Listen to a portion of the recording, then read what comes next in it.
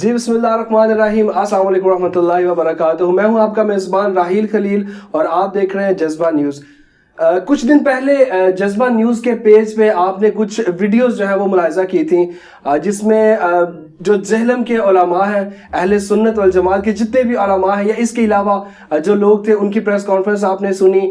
2 دفعہ press conference کی گئی اور اس میں کیا باتیں کی گئی وہ بھی آپ نے سنی۔ اس کے علاوہ آپ کے کمنٹس، آپ کے میسیجز، آپ کی خواہش پر اور اس کا جو سوالات کیے گئے جو ان پریس کانفرنسز میں، ان کے جوابات لینے کے لیے آج میں آیا ہوں یہاں پہ۔ میرے ساتھ آج کے جو ہمارے مہمان شخصیت ہیں، انجینئر محمد علی مرزا ہمارے ساتھ ہیں۔ ان سے ہم بات کریں گے، ان سے جانیں گے جو سوالات پریس کانفرنس میں کیے گئے ہیں، پوچھے گئے ہیں، وہ اس حوالے سے بات کریں گے۔ السلام علیکم سر۔ جی وعلیکم السلام ورحمۃ اللہ وبرکاتہ۔ ولا حول ولا قوۃ الا باللہ۔ اللہم صلی علی محمد وعلی آل محمد۔ راحیل بھائی، آپ بالکل بے فکر ہو کے اپنے سوالات کریں، جس مرضی آپ لہجے میں کریں، مجھے اس سے کوئی فرق نہیں پڑتا۔ ہم علم کی دنیا کے لوگ ہیں، انشاءاللہ تعالیٰ کوشش کریں گے کہ اپنا مقدمہ آپ کے سامنے رکھیں۔ اللہ کا نام لے کے شروع کریں۔ علی بھائی، سب سے پہلا سوال جو بار بار کیا جاتا ہے، جو میں ابھی چونکہ جہلم کو ریپرزینٹ کر رہا ہوں، تو جو یہاں پہ پریس کانفرنس ہوئی تھی، میں اسی حوالے سے آپ سے جس بات کروں گا، اس کے علاوہ میں کوئی بات نہیں کروں گا۔ جو مین چیز یہاں پہ جو زیادہ ڈسکس ہوتی ہے، اس میں سب سے پہلے چیز آتی ہے کہ آپ اپنا نام بنانے کے لیے، اپنی شہرت بنانے کے لیے، اپنی عزت بنانے کے لیے یہ جو کچھ بھی ہے وہ آپ کریں، تو اس حوالے سے کیا آپ کچھ کہہ سکتے ہیں؟ دیکھیں جی، اگر ہم نے نام اور شہرت بنانی ہو تو ہم سے زیادہ اس وقت نام کس کا ہے، شہرت کس کی ہے؟ پلس یہ دنیا میں جب بھی کوئی اس قسم کے کام کرتا ہے تو اس کے بعد اس سسٹم کا بینیفیشری ہوتا ہے۔ یعنی دنیا میں جتنے لوگوں نے نام بنایا، یا وہ پالیٹکس میں آگے اور انہوں نے کہا ہمیں پرائم منسٹر بنایا جائے، یا انہوں نے کوئی اپنی چندہ بک لانچ کر دی، یا کوئی پیر خانہ خانقاہ کھول دی، اور اپنی آنے والی نسلوں کو بھی انہوں نے ایک فائنینشیل بہت بڑی ان پٹ دے دی۔ میں نے سسٹم سے حاصل کچھ نہیں کیا، نہ تو میری کوئی چندہ بک ہے، نہ کوئی پولیٹیکل جماعت ہے، نہ میں جا کے بڑے بڑے جلسوں سے خطابات کرتا ہوں یا ہاتھ چمواتا ہوں یا یوں کر کے اشارے کرتا ہوں۔ بھائی میں تو مولا علی کی طرح ایک سادگی کی زندگی گزار رہا ہوں، اپنے جیب سے لوگوں پہ لگا رہا ہوں۔ پلس یہ ہے کہ اگر یہ سب کچھ میں نے اس لیے کیا ہے تو میرے یوٹیوب کی جتنی ویورشپ ہے اس کی انکم تو تقریباً 70-80 لاکھ مہینے کی بنتی ہے۔ میں نے اسے ویڈیو ایڈز کے اوپر مونیٹائز نہیں کیا ہوا، تو میں نے تو اس سسٹم سے کچھ حاصل نہیں کیا، نہ میں نے کوئی برانڈ لانچ کیا ہے کہ جس کے ذریعے میں کمائی کروں۔ تو جتنے لوگ یہ سوالات کر رہے ہیں نا، ان سے میں صرف یہ ریکویسٹ کروں گا کہ مجھے کسی کیٹیگری میں ڈالنے سے پہلے میری کوئی مثال آپ نے پلانٹ ارتھ پہ دینی ہے کہ تم سے پہلے بھی ایک بندہ اس طرح آیا تھا، اس نے بھی سیم اسی پیٹرن پہ یہ کیا تھا اور وہ دنیا سے چلا گیا یہ کر کے، تو کوئی ایک مثال یہ پیش نہیں کر سکتے۔ مولانا مودودی رحمہ اللہ کے بارے میں یہ بات کرتے تھے، اتنا جھوٹ بولتے تھے، وہ کہتے تھے یہ دعویٰ نبوت کر کے مرے گا۔ آج مودودی صاحب کو فوت ہوئے 40 سے زیادہ سال گزر چکے ہیں۔ کیا اس وقت کے علماء جو ابھی کچھ زندہ ہیں اور ان کی اولادوں نے مولانا مودودی سے معافی مانگی ہے ان کی قبر پہ جا کے کہ ہم نے تم پہ یہ الزام لگایا کہ تم دعویٰ نبوت کر کے مرو گے، اور وہ بغیر دعویٰ نبوت کیے دنیا سے چلے گئے اور دنیا میں اللہ نے ان کا نام روشن کیا؟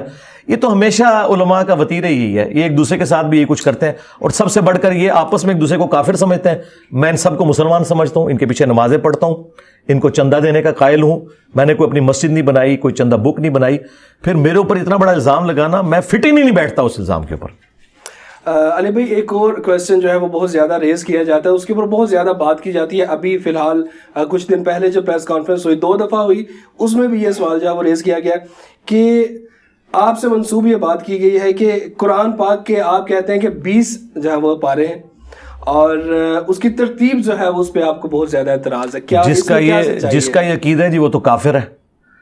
اور دوسری بات ہے، میں نے 20 پارے کیوں کہنے ہیں؟ جھوٹ تو 40 پاروں کا مشہور تھا، سنیوں نے شیعہ کے بارے میں کیا تھا، وہ جھوٹ نکلا۔ یہ 20 تراویحوں والی بات تو ہے، 20 پارے تو میں پہلی بار سن رہا ہوں۔ اور میں نے یہ بات کی تھی کہ یہ جو پاروں کی ڈویژن ہے، یہ نبی علیہ السلام نے صحابہ نے نہیں کی۔ نبی علیہ السلام کے مبارک زمانے میں صورتیں تھیں 114، اور صحابہ کرام کے زمانے میں جو منازل ہیں وہ رکھی گئیں کہ اگر کوئی ایک ہفتے میں قرآن مکمل کرنا چاہتا ہے تو قرآن کی 7 منازل ہوئیں۔ پھر یہ تابعین کے دور میں جب لوگوں میں سستی آ گئی تو پھر اسے 30 پاروں میں کنورٹ کیا گیا، تاکہ اگر کوئی شخص 1 پارہ روز کا پڑھے تو 1 مہینے میں قرآن کو مکمل کر لے۔ تو یہ میں نے بات کی تھی۔ یہ جو آپ بات کر رہے ہیں یہ تو بات استغفراللہ، میں نے کیوں یہ کہنا کہ ترتیب نہیں ہے؟ میں نے یہ بات ضرور کی تھی کہ قرآن اس ترتیب میں اس وقت دنیا میں نہیں ہے جس ترتیب میں نازل ہوا تھا. تو یہ تو ہمیں پتہ ہے کہ سورۃ العلق سب سے پہلے نازل ہوئی ہے اور وہ آخری پارے کے اندر ہے. اور سورۃ البقرہ جو مدنی سورت ہے، جب 2/3 سے زیادہ قرآن نازل ہو چکا تھا، وہ سٹارٹ میں آ گئی ہوئی ہے. تو یہ بات ضرور میں نے کی ہوگی، یہ خود سے جھوٹ میری طرف منسوخ کرتے ہیں. ایک اور بات جو ہے وہ کی گئی، اس حوالے سے بتائے گا کہ عزت رسول، صلی اللہ علیہ عزت صحابہ، عزت اہل بیت اور عزت اولیاء، ان پر بہت زیادہ اعتراضات جو ہے وہ اٹھائے گئے ہیں کہ آپ اس میں جو ہے وہ اپنی شان جو ہے وہ بڑھانے کے لیے ان کی شان گھٹا دیتے ہیں. میرا ان کے ساتھ کیا کمپیریزن بنتا ہے بھائی؟ رہ کے جو عزت اولیاء ہے اس پہ بات ہو سکتی ہے، کیونکہ دیوبند کے اولیاء بریلویوں کے نزدیک گستاخ رسول ہیں، بریلویوں کے اولیاء دیوبند کے نزدیک مشرک ہیں. تو آپ دونوں ایک دوسرے کو کافر ڈکلیئر کر رہے ہو نا. میں تو آپ دونوں کو مسلمان سمجھتا ہوں، اور آپ کے بزرگوں نے جو کچھ کیا وہ اللہ کو جواب دے ہوں گے. اگر آپ کے بزرگوں نے اپنے ناموں کے کلمے پڑھائے اشرف علی تھانوی رسول اللہ، تو کروڑوں بریلوی کیا اس بات کے اوپر دیوبندیوں کو غلط نہیں کہتے ہیں نا؟ میرے کہنے میں کہہ رہے ہیں، مجھ سے پہلے سے کہہ رہے ہیں. تو اب اسی اصول اور مبادی کے اوپر میں نے چشتی رسول اللہ کو اگر غلط کہا ہے تو اس میں کسی کو سیکھپا ہونے کی ضرورت نہیں ہے. چشتی رسول اللہ والی کتابیں یہ چھاپ رہے ہیں، پرنٹ یہ کر رہے ہیں اور مناظروں میں دفاع کر رہے ہیں.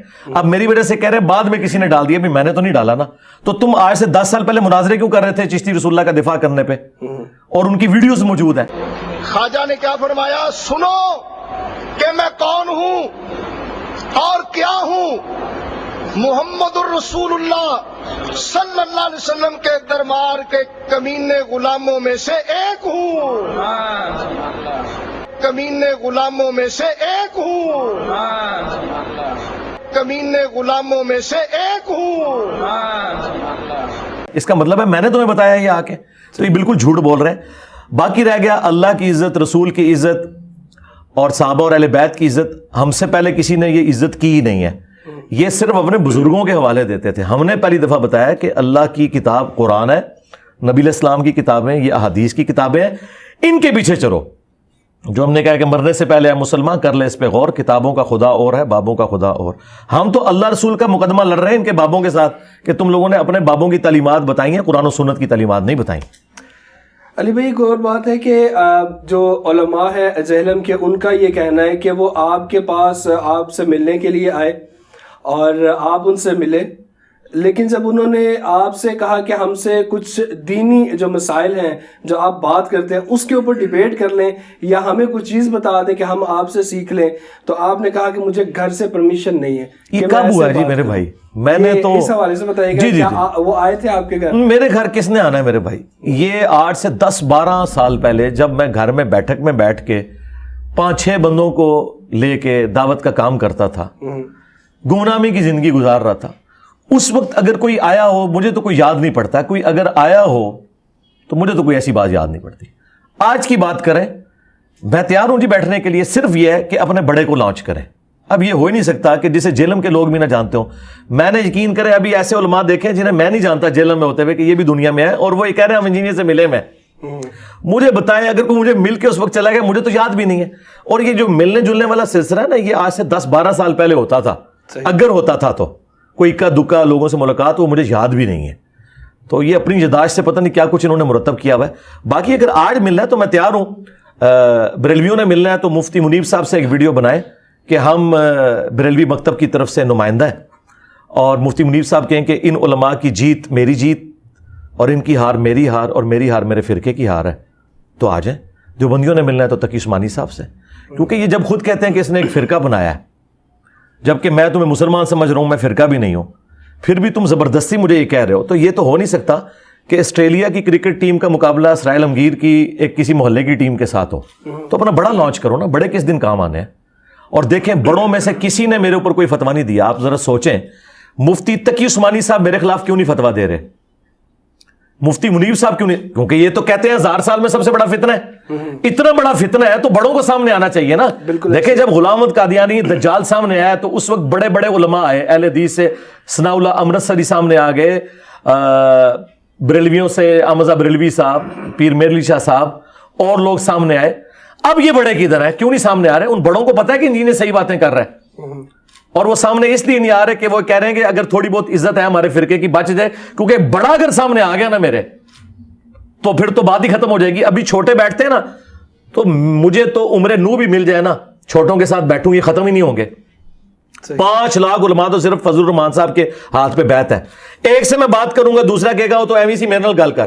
تو 5 لاکھ علماء سے اس سے بہتر یہ ہاتھی کے پاؤں میں سب کا پاؤں اپنا بڑا لاؤ, یہاں اسے کرسی پہ بٹھاؤں گا, میں نیچے زمین پہ قدموں میں بیٹھوں گا, آ کے مجھ سے عقیدہ توحید پہ بات کر لیں, ختم نبوت پہ بات کر لیں, اور یہ بھی آپ کی خواہش پہ. مجھے کوئی خواہش نہیں ہے, میں نے اپنا مقدمہ عوام کی عدالت میں رکھا ہے.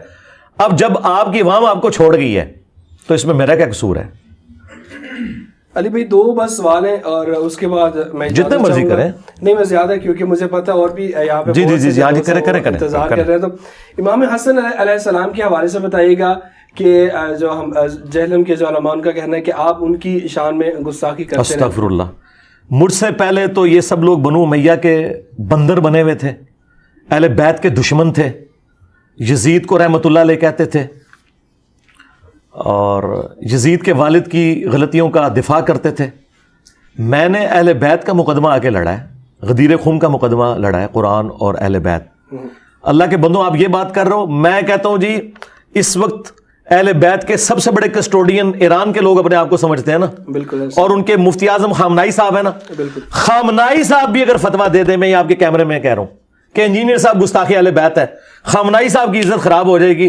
مجھے کسی نے گستاخی اہل بیت نہیں ماننا, کیونکہ لوگوں کو پتہ ہے میری آؤٹ پٹ جو ہے اہل بیت کی خدمت کے حوالے سے لوگوں کے سامنے ہے. مجھے تو کسی سے منوانے کی ضرورت نہیں ہے.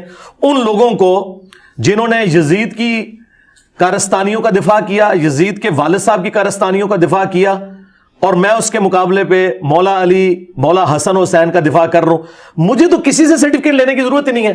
جائیں یہ بات کسی بھی بندے سے منوا کے بتائیں جو مجھے سنتا ہے کہ کیا میں نے مولا حسن علیہ السلام کی کبھی گستاخی کی ہے. نعوذ باللہ من ذالک. یہ آؤٹ آف کانٹیکسٹ چیزیں کاٹتے ہیں, وہ اس طرح نہیں تھا. وہ لائیو سیشن میں ایک ناصبی نے جو اہل بیت کا دشمن تھا, اس کے ریفرنس سے ایک بندے نے مجھ سے سوال کیا کہ ناصبی جو ہے وہ حضرت حسن ابن علی علیہ السلام کی جو صلح ہے امیر شام کے ساتھ, معاویہ ابن ابی سفیان رضی اللہ تعالیٰ عنہ کے ساتھ, اس کے پیچھے بنو امیہ کے کرتوتوں کو چھپاتے ہیں کہ بھئی حسن بھی اس میں شامل ہیں, کیونکہ انہوں نے کیوں خلافت ان کے حوالے کی. اب اس کو جب میں ریبٹل کر رہا ہوں تو میں حسن کے دفاع میں بول رہا ہوں, نہ کہ امیر شام کے دفاع میں. تو انہوں نے اس میں یہ پریزنٹ کیا کہ مولا علی جو ہیں یہ لڑاکو تھے, نعوذ باللہ, حسین بھی لڑاکو تھے, نعوذ باللہ, حسن بڑا صلح پسند تھا, اسی لیے اس نے امیر شام سے صلح کی. تو میں نے پھر اس کو ریبٹل کیا تھا کہ ظالموں, امام حسن علیہ السلام کس طرح اپنے باپ سے بغاوت کر سکتے تھے؟ یہ تو میں حسن کا مقدمہ لڑ رہا تھا, اور میں نے بتایا کہ صلح حسن مجبوراً حسن ابن علی نے کی ہے, شوق سے نہیں کی, جس کا ثبوت یہ ہے کہ یہ ظالم لوگ آدھی حدیث بخاری سے پیش کرتے تھے کہ میرا یہ بیٹا سید ہے, اس کی وجہ سے مسلمانوں کے 2 بڑے گروہوں کی صلح ہو جائے گی. اور وہ چونکہ عربی کا لفظ تھا نا, عظیم عربی میں بڑے کو بھی کہتے ہیں اور عظمت والے کو بھی, انہوں نے ترجمہ کر لیا دونوں عظمت والے گروہ. میں نے کہا نہیں, وَلَهُمْ عَذَابٌ عَظِيمٌ کا کیا مطلب ہوگا؟ عظمت والا عذاب ہوگا, نہیں بڑا عذاب. تو یہاں ہے بڑا گروہ. عظمت والا گروہ کیسے ہو سکتا ہے؟ صحیح بخاری کی حدیث ہے 2812, یہ میری بوٹل پہ بھی, تقتلہ الفئۃ الباغیہ یدعوہم الی اللہ ویدعونہ الی النار ویح عمار, افسوس ہے عمار تجھے باغی جماعت قتل کرے گی, تو انہیں اللہ اور جنت کی طرف بلائے گا, وہ جماعت جہنم کی طرف بلائے گی. جس جماعت کو رسول اللہ یہ کہیں کہ یہ جہنم کی طرف بلا رہی ہے, جہنمی نہیں, جہنم کی طرف بلانے والی, مطلب مسلمان بھی ہو سکتا ہے جھوٹ بولنے والا, ہم اسے کہیں گے تم جہنم کی طرف بلا رہے ہو جھوٹ کی دعوت دے کے, جہنمی نہیں کہیں گے, یہ نہیں ہم کہہ سکتے. تو جس جماعت کو نبی الاسلام کہیں کہ یہ جہنم کی طرف بلانے والی جماعت ہے, وہ عظمت والی کہاں سے ہو سکتی ہے؟ تو یہ کہتے تھے حسن نے صلح کی تو وہ میرا یہ بیٹا سید ہے, حضور کہہ رہے ہیں. ہم نے کہا تھا پوری حدیث پڑھو. پوری حدیث یہ ہے کہ حسن ابن علی میدان جنگ میں صفین پارٹ 2 لڑنے گئے تھے, اور عمر بن عاص نے کہا کہ معاویہ میں اتنا پہاڑوں کے برابر لشکر دیکھ رہا ہوں, یہ جب تک مخالفین کو نہیں بھگائے گا, یہ موت پہ بیعت کر چکے ہیں حسن کی, واپس نہیں جائیں گے, اور اگر ہم سب مارے گئے تو کیا بنے گا؟ تو حضرت معاویہ نے کہا کہ اگر یہ ہوا تو پھر, تو عمر بن عاص نے کہا کہ پھر میں بن جاؤں گا پیچھوں. آئے لکھے آ جائے بخاری چ اے سارے کس چکر اس بخاری لکھے ہے, تو انہوں نے کہا تسی مر جاؤ گے میں سنبھالاں گا پیچھوں. تو حضرت معاویہ نے کہا لو جی میرا دستے راز ہے, کہہ رہے ہیں میں سنبھالاں گا. انہوں نے کہا یار انج کر رہے ہیں صلح کر لیتے ہیں. تو انہوں نے حضرت حسن کو صلح آفر کی, وہ لشکر لے کے آئے تھے لڑنے کے لیے, یہ پوری حدیث ہے بخاری میں. اچھا پھر حسن ابن علی نے انہیں کہا کہ آپ کو پتا ہے کہ جنگوں کی وجہ سے ہمارے لوگ پیسے کے ان چیزوں کے عادی ہو چکے ہیں, اگر یہ ان سرداروں کو آپ نے مینج کرنا ہے تو آپ کو وہ مال غنیمت میں جو حصہ ہے، یہ ساری چیزیں جو خمس اللہ تعالیٰ نے قرآن میں رکھا ہے، یہ آپ نے سارا ہمیں دینا ہے. جو یہ کہتے ہیں حسن نے پیسے لے کے صلح کی تھی، وہ چیز ہے ایسی. اچھا، اور پھر سورہ الانفال میں لکھا ہے کہ اگر میدان جنگ میں کافر بھی تم سے صلح کرے تم اس سے صلح کر لو. نبی اسلام نے صلح حدیبیہ کی نا. یہ صلح حضرت معاویہ اگر حضرت علی کو بھی آفر کرتے نا، انہوں نے بھی صفین روک لینی تھی، لیکن آفر ان کو کی. وہ جنگ لڑنے آئے تھے. 40,000 کا لشکر کیوں آیا تھا؟ صلح کرنے کے لیے، جنگ لڑنے کے لیے. پھر حسن ابن علی نے صلح کی وہ شرائط کے اوپر. الٹیمیٹلی اس صلح کا انجام یہ نکلا کہ حسن ابن علی کو بھی زہر دے کے انہوں نے قتل کیا بنو امیہ نے، اور بعد میں حسین ابن علی کے ساتھ کربلا کی. تو میں نے کہا تھا صلح حسن منسوخ ہو چکی ہے. حسن نے اس لیے صلح نہیں کی تھی کہ مجھے زہر دیا جائے اور میرے بھائی کو قتل کیا جائے، اور ان لوگوں کے بعد بھی ممبر رسول پر بنو امیہ جو ہے وہ حضرت علی اور ان کے چاہنے والوں کو لعنت کرے. ٹھیک ہے، جو صحیح مسلم میں 6229 ہے، لعن اللہ ابا التراب. یہ صلح حسن کے بعد کی حدیث ہے، کیونکہ ہے کہ مروان کی اولاد میں سے ایک بندہ گورنر بنا مدینہ کا. تو مروان کی اولاد میں سے بنا، تو یہ تو آپ سمجھ لیں کہ مروان کی اولاد اگر عبد الملک بن مروان ہے، پھر تو یہ واقعہ کربلا سے بھی بعد کا واقعہ ہے. تو نہیں رکی لعنت. اور مسلم کے الفاظ ہیں 6229 نمبر حدیث، لعن اللہ ابا التراب، ابو تراب پر لعنت. یہ پورا سینیریو تھا جس میں نے کہا کہ صلح حسن کے پیچھے نہ چھپو. صلح حسن یہ نہیں تھی جو تم سمجھ رہے ہو. اور پھر میں نے کہا تھا وہابیو تم تو کہتے ہو کہ قرآن و حدیث کے بعد ہم کسی کی بات کو حجت نہیں مانتے، تو حضور تو بخاری میں حدیث ہے آپ کی کہ یہ باغی جماعت ہے جہنم کی طرف بلانے والی. اب جب حضور یہ کہہ رہے ہیں تو حسن کے پیچھے کیوں چھپ رہے ہو؟ رسول اللہ کے مقابلے میں حسن تو شاہی کوئی نہیں. یہ میں نے جملہ اس وقت بولا تھا. تو یہ کیا مسلمانوں کا عقیدہ نہیں ہے؟ حسن ابن علی کے سامنے میں اگر کہوں نا کہ حضرت رسول اللہ کے مقابلے پہ آپ شاہی کوئی نہیں، تو حسن ابن علی بھی مجھے سینے سے لگا لیں گے کہ تو صحیح پہنچا ہے کہ مجھے سب کچھ رسول اللہ کی نسبت سے. میں نے اپنے ساتھ نہیں کمپیئر کیا تھا، اور میں حسن کے دفاع میں کہہ رہا تھا کہ حسن کی صلح کو آپ ملائن نہ کرو، حسن کے پیچھے امیر شام کو نہ چھپاؤ. ٹھیک ہے، کیونکہ تم لوگ تو کہتے ہو حدیث حرف آخر ہے، تم تو امام حسن کو مانتے ہی نہیں ہو، تو تم حدیث میں کیوں نہیں چلتے؟ تقتلہ الفئۃ الباغیہ یدعوہم الی اللہ ویدعونہ الی النار. الٹا تم جا کے صلح حسن کے پیچھے چھپ رہے ہو. تو تمہیں تو میں تمہاری ڈاکٹرن میں بتا رہا ہوں کہ رسول اللہ کی جب حدیث آ گئی ہے تو رسول اللہ کے مقابلے میں تو حسن شاہی کوئی نہیں. یہ میں نے بات کی تھی. اب انہوں نے کہا، حالانکہ جملہ بھی جو انہوں نے کاٹا وہ بھی پرفیکٹ ہے. میں نے کہا تھا کہ کروڑوں حسن بھی ہوں، رسول اللہ کے مقابلے پہ کوئی شے نہیں. میں نے اپنے ساتھ تو کمپیئر نہیں کیا. یہ ایبسولوٹ جملہ بھی لیا جائے تو کیا گستاخی ہے؟ بالکل ایسا ہی ہے جو آپ نے کہا. کیا حسن جرت کریں گے کہ میں رسول اللہ کے مقابلے میں شے ہوں؟ اور میں یہاں کوئی رسول اللہ اور حسن کا مقابلہ نہیں کروا رہا تھا، ان کو میں پھکی دے رہا تھا اینٹی وینم. ٹھیک ہے، اور یہ جب یہ اس طرح طریقے سے بات کرنا نا، یہ اللہ کی سنت ہے. اللہ نے قرآن میں کہا ہے کہ عیسیٰ کی مثال اللہ کے ہاں آدم کی سی ہے، کن فیکون ہوا. یہ کیوں کہا؟ وہ کہتے تھے عیسیٰ اللہ کا بیٹا ہے، تو اللہ نے کہا کہ بھئی آدم بھی تو بغیر باپ کے پیدا ہوا ہے. یہ پھکی دے کے سمجھایا. اس سے تو تم بھی بندہ مان رہے ہو، بلکہ کرسچنز تو کہتے ہیں کہ ساری غلطی ابے کی ہے. وہی وہ پیغمبر بغیر باپ کے اور بغیر ماں کے پیدا ہوا ہے، وہ تو خدا نہیں ہے. اور عیسیٰ جس کی ماں ہے صرف باپ نہیں ہے وہ خدا ہے. تو یہ کون سی بات ہوئی؟ تو اس طریقے سے اینٹی وینم دے کے، الزامی جواب دے کے سمجھانا یہ اللہ کی سنت ہے. علی بھائی، امام کعبہ سے مناظرہ آپ کرنا چاہتے ہیں اور انہیں تو عربی آتی ہے، پنجابی اور اردو نہیں آتی، تو علماء علم کہتے ہیں کہ آپ ہم سے مناظرہ کر لیں، انہیں کیوں بلاتے ہیں؟ نہیں، میں نے کیوں مناظرہ کرنا ہے؟ مجھے تو میرے بھائی کسی سے مناظرہ کرنے کی ضرورت ہی نہیں. یہ میں نے ریبٹل کیا تھا. یہ وہی جو میں ان کو کہہ رہا ہوں کہ اپنے بڑوں کو لانچ کرو. مجھے تو مناظرے کا شوق ہی نہیں میرے بھائی. امام کعبہ کی کیا عزت ہے؟ امام کعبہ کے لیے اتنا ہی کافی ہے کہ پاکستان کے آدھے سے زیادہ مسلمان یہ کہتے ہیں اس کے پیچھے نماز ہی نہیں ہوتی، بریلوی. اور 8 بریلوی امام کعبہ کے دفاع میں کھڑے ہوئے ہیں. ہائے صدقے، اوے تواڈے وڈیاں نے انہوں نے اسلام تو باہر کڈیا ہوا ہے، خارجی کہہ کے اور نجدی کہہ کے. تسی امام کعبہ نو کتنے لے آئے وچ؟ اچھا، دوسری بات یہ، میں نے یہ بات کی تھی کہ اپنے یہ اہل حدیثوں سے بات ہوئی تھی نا، وہ اپنے چھوٹے چھوٹے بچے لانچ کرتے تھے. میں نے کہا بڑا لانچ کرو، پاکستان سے کرنا ہے تو شاذ میر کو کرو، اور اگر تم سمجھتے ہو پاکستان میں اس لیول کا کوئی نہیں ہے امام کعبہ ہے تو اسے لے آؤ. میں نے یہ نہیں کہا تھا کہ مجھے شوق ہے اسے بات کرنے کا. یہ کہتے تھے ہم نے بات کرنی، تو میں نے کہا بڑا لے کے آؤ. تو اس میں امام کعبہ کا اس لیے کہا کہ امام کعبہ کو اگر انگریزی نہیں آتی اور اسے اگر اردو نہیں آتی ہے، کوئی کامن زبان دیکھ لیتے ہیں، اور یا کہ انٹرپریٹیشن کے لیے ساتھ بندہ بٹھایا جا سکتا ہے. مجھے کوئی شوق نہیں بیٹھنے کا. مجھے بتائیں یار، امام کعبہ سعودی عرب کا چینل یوٹیوب پہ لائیو لگا ہوتا ہے، جب وہ تلاوت کر رہا ہوتا ہے آپ دیکھیں کتنے بندے دیکھتے ہیں. پوری دنیا کعبے کو دیکھتی ہے نا. ہمارے ایک اسٹوڈنٹ کی جو چھوٹا سا چینل ہے اس کی ویورشپ جو ہے سعودی عرب کے چینل سے زیادہ ہے. जाके खोल के देख लें यूट्यूब पे, लाइव कितने बंदे देख रहे होते हैं, ठीक है। तो इमाम काबा का मेरा मुकाबला है, सही। ये मैंने इनके लिए कहा था। हम तो इनके मरे हुओं को कोई नहीं समझता कोई चीज, जिंदों को क्या मानेंगे। अली भाई, जो सवालात थे प्रेस कॉन्फ्रेंस में किए गए वो आपसे मैंने कर लिए। अब एक चीज़ जो बहुत ज़्यादा कमेंट और मैसेजेस और कॉल पे जो मुतफ़िका तौर पे जो मुझे समझ आई कि वो आपसे पूछनी चाहिए, जो अराउंड द वर्ल्ड जो लोग जानना चाहते हैं, जो आपसे करना चाहते हैं क्वेश्चन, वो एक ही है कि अगर आपका भी मकसद दीन की खिदमत करना है और जो दूसरे उलमा है उनका भी मकसद दीन की खिदमत करना है, तो कोई ऐसा रास्ता क्यों नहीं निकल सकता कि आप कोशिश करें, वो कोशिश करें और सब मिलकर एक प्लेटफॉर्म पर इकट्ठे होके तो दीन की खिदमत। जी जी बिल्कुल, हम तो तैयार हैं। हम तो चाह रहे हैं कि इलियास कादरी साहब रायविंड में आके नमाज पढ़ाएं। टाइम क़यामत तक जे मौलवियो लाओ इलियास कादरी नु खड़ा करो थे ते तारिक जमील नु मदनी मरकज कराची, पहले आप तो सुलह कर लो, मनु आगे गल्ला कर दो। आप एक दूसरे को काफिर कहें और मुझे कह रहे हैं मिलके चलो, मैं तो मिलके चल रहा हूं। मेरा सबसे बड़ा सबूत यह है कि मैं इनकी मसाजिद में नमाज पढ़ता हूं, चंदे इन्हें देता हूं, मैंने कोई मस्जिद नहीं बनाई।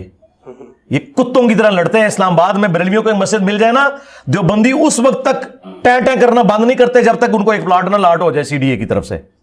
तुम लोग एक दूसरे के पीछे नमाज ना पढ़ो और मुझे बातें करो। मैं बरेलवियों के पीछे भी पढ़ूं, मैं देवबंद के पीछे भी, अहले हदीस के पीछे भी, शिया के पीछे भी। तो सरकार हम तो तैयार है, इत्तेहाद उम्मत तो हमने करवाया है।